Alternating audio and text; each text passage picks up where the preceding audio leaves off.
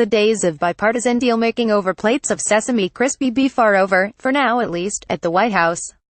Nearly 3 months after Chuck Schumer and Rep. Nancy Pelosi left a Chinese food dinner at the White House gloating about an immigration deal, the Democratic leaders on Tuesday abruptly canceled a follow-up sit-down in response to a tweet warning that President Donald Trump was more interested in playing to his base than playing ball. Story continued below. Meeting with Chuck and Nancy today about keeping government open and working, Trump tweeted Tuesday morning. Problem is they want illegal immigrants flooding into our country unchecked, are weak on crime and want to substantially raise taxes. I don't see a deal. Schumer and Pelosi's response to the tweet, immediately pulling out of the meeting, was intended as a showy attempt at leveraging the Democratic votes the White House needs to keep the government open after December 8. A year-end shutdown would further strain the frayed relationship between the White House and the Republican-led Congress. And it was an example of Trump's tweets, which Chief of Staff John Kelly has gone out of his way to note he does not seek to control, having an immediate impact on the legislative process and derailing a crucial meeting that had been weeks in the making. By signing up, you agree to receive email newsletters or alerts from Politico. You can unsubscribe at any time. Senior White House officials defended Trump's Tuesday tweet, arguing that it was the president's strategic attempt to reassure immigration hawks that this time, Democrats weren't going to stroll in and extract promises from Trump without making some painful concessions themselves. Others saw it as a potential overcorrection for a president who needs the support of Democrats in Congress to stave off a government shutdown. Donald Trump wasn't just elected because of what he said to his base, said Stu Lozer, a former Schumer aide.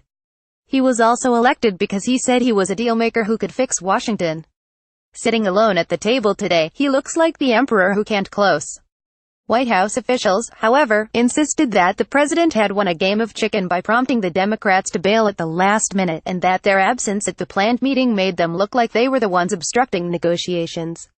In September, Schumer and Pelosi left their Chinese dinner buoyed by a presidential promise to sign into law President Barack Obama's program giving some young undocumented immigrants work permits, with no insistence on building a border wall. But that verbal agreement infuriated conservatives, threatened to alienate Trump's base, and forced administration officials to assure Republican leadership that the president had not, in fact, unilaterally agreed to a deferred action for childhood arrivals fix without extracting any concessions in return. One senior White House official characterized the president's Tuesday tweet and comments on immigration as a way to get ahead in messaging on what's going to be a really difficult negotiation, given that Democrats are intransigent about a whole range of non-negotiable things.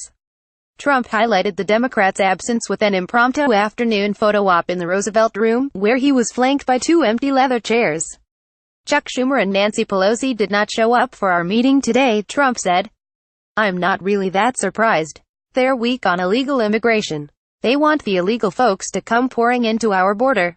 Tuesday's stalemate in negotiations came after weeks when the Big Four congressional leaders have been trying to schedule a meeting with the White House.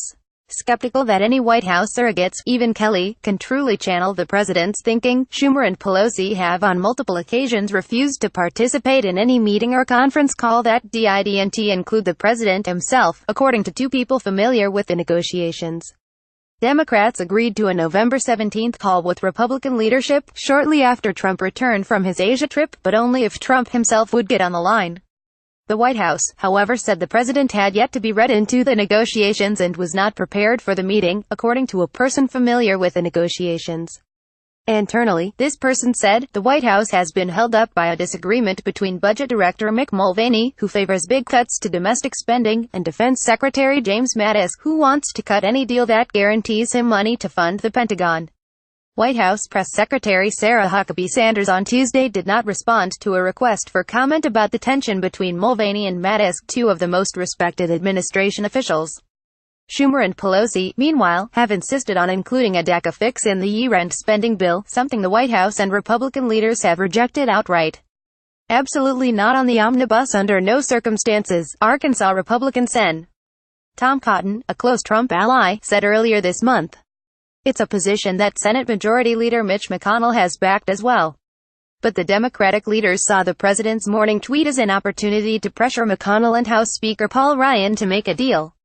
McConnell and Ryan, however, made clear Tuesday that, in the middle of tax cut negotiations, the GOP was playing team ball. I've been in this position under a couple of previous presidents, McConnell said from the half-empty Roosevelt Room. I can't recall ever turning down an opportunity to go down to the White House. Ryan added, I just think it's very regrettable that our Democratic colleagues and leadership chose to not participate, because we have to negotiate these bills to get this work done for the people we represent and especially to help our military with these difficult situations we have. The three Republican leaders presented a rare united front. Any government shutdown that happened on his, Trump said from the Roosevelt Room, would ultimately not be his fault. If that happens, he told reporters, I would absolutely blame the Democrats. If that happens, it's going to be over illegals pouring into the country.